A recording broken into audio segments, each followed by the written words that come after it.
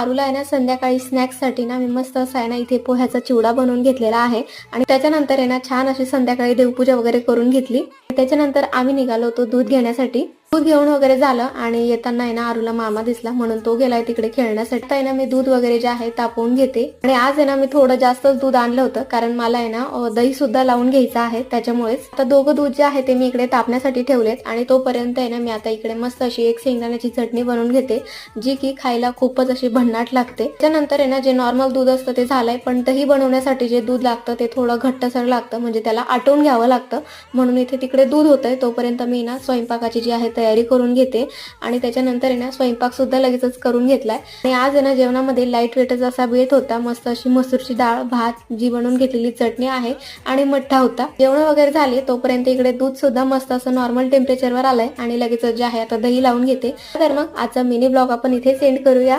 Bye bye.